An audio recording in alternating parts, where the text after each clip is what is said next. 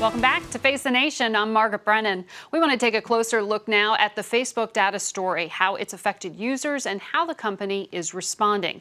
To help us do that, we're joined now by Wired Magazine editor-in-chief Nicholas Thompson, who's also a CBS News contributor. He's in New York this morning. Good morning to you, Nick. This is a very confusing story for a lot of people at home. What is the main question that Mark Zuckerberg is being called before Congress to answer? Well, the most important thing he's going to answer is what happened to people's data? What happened with Cambridge Analytica? What are you doing to make sure that doesn't happen again? He'll go up there, he'll apologize, he'll explain it, and then what's going to be interesting is what comes next. Is it just retributions, or do we actually try to figure out good tech governing policy? Because we haven't really had a debate about how to regulate these companies in 20 years. Well, that's what Senator Kennedy was just telling us. He's going to be one of the questioners. He said Facebook may be too big to fix, meaning the government may have to regulate it. What does that look like? Yeah, and I do think there is going to be regulation coming, right? And there's certainly some regulation that would be very sensible, right? You should certainly regulate advertising on Facebook, political advertising on Facebook, so it meets the standards of political advertising on other media platforms. That's a good idea. You should also probably have some kind of structure for privacy regulation, right? You could model it after what has been done in Europe to make sure that people have control over their data and that the companies have requirements to make their privacy settings very clear. That would be a good idea, too. Once you get beyond that and you get into specific regulations about speech, or you get into specific discussions about antitrust, then it gets very complicated and there's a lot of risk. Well, we've already seen Facebook kind of try to get ahead of these hearings. Tomorrow they're going to disclose to users if their data was shared, breached, whatever word you want to use. They're also talking about forcing some disclosures on political ads in terms of where that person or entity was located and who paid for the ad. Is that enough to sort of soften the blow? I think it is enough to soften the blow. It's probably not enough overall. There does need to be some government regulation that goes beyond what Facebook is doing. Facebook has announced about 20 policy changes in the last few weeks. They're very good changes. They do protect you. They do open things up. They will make political campaigns clearer and fairer. But there also is a role for Congress, both in setting specific regulations and also setting some guidelines for Facebook to follow in the future. Is there truth to what Senator Kennedy was telling us, that Facebook doesn't even know who's running ads on Facebook? Is there truth to that? Do they really not know? They know a lot about users. They don't know everything about who is running ads on Facebook, right? They didn't know that the IRA, the Russian propaganda group, was running ads on Facebook because the IRA had hidden its purchases. But I think he was overstating that a little bit. Facebook does have a good sense, right? People enter their financial information, they buy the ads. Facebook now has lots of people monitoring them, looking for suspicious behavior. They've set up their AI systems to monitor for suspicious behavior. So it's an overstatement to say that they don't know who's advertising. But there are certainly certain things they don't know. Well, they seem to be playing catch-up, though, because none of these things stopped those buyers from that Russian propaganda unit in the 2016 election.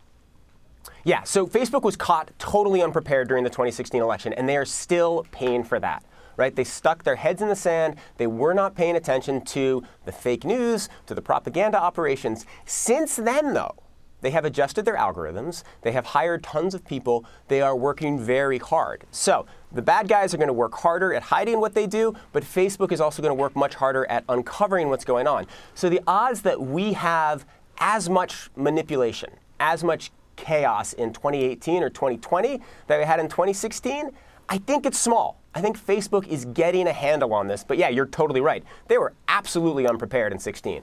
Do you think, you've interviewed Mark Zuckerberg, do you think that he gets it now, that he understands the weight of the outrage? I think that there's been a real education process for Mark Zuckerberg that began the day that Trump was elected. Because remember, Trump's philosophy, which is somewhat tribalistic, is entirely different from Zuckerberg's philosophy, which is bring everyone in the world together. And so the day after the election, I think Zuckerberg started to realize, wait, did my systems do this? Am I responsible for this? And he's gone through a lot in the last year and a half. And I think you've seen a real education, a real evolution. I mean, he's still making all kinds of unforced errors and mistakes, but I think that Zuckerberg is really grappling, and I think he's understanding that this platform that he genuinely thought could only do good for the world actually can be manipulated. And that's the story of the last 2 years. It's Mark Zuckerberg realizing that the tools he built can be used for ill as well as for good, and that's something he had not realized. One of his top executives, Sheryl Sandbergs, tried to, in many ways, lay the groundwork for this testimony this week. She was all over news networks, apologizing on Mark Zuckerberg's behalf and her own. How effective was that? It was fine. I mean, she and Zuckerberg have been That doesn't sound very convincing, Nick. Well, look at the reaction to it. I don't think anybody said, oh, now we're totally sympathetic to him. I mean, public opinion is still completely against Facebook. I mean, and that is why Congress is going to be out for blood on Tuesday or Wednesday. If you look at the public perception of both Zuckerberg, Sandberg, and also of the company, it's terrible. The stock market is mad. The employees are upset. People are really upset at Facebook right now. So I think she said the right things. I think Zuckerberg has been saying the right things. I thought his conference call with the media the other day went very well. On the other hand, they didn't respond to this crisis nearly as quickly as they should have, and they're still paying for that, and they're still paying for years and years of sins. One of the ironies here is that I think this Cambridge Analytica scandal has been a little blown out of proportion, right? What happened in this specific instant isn't quite as terrible as people make it out to be, and Facebook's not as much at fault as people make them out to be. You're talking about the data scraping and the use by an outside application of this information without the user's knowledge. Yes, that particular scandal, it's bad, but it's been a little blown out of proportion. On the other hand, Facebook has been violating our privacy and not paying any price for it for 12 years. So in some ways, this is the comeuppance for 12 years of sort of small privacy violations and breaches of trust that Facebook hasn't really been punished for. So they're being punished too much for this specific crime, but maybe the right amount for the accumulation of things over the last decade.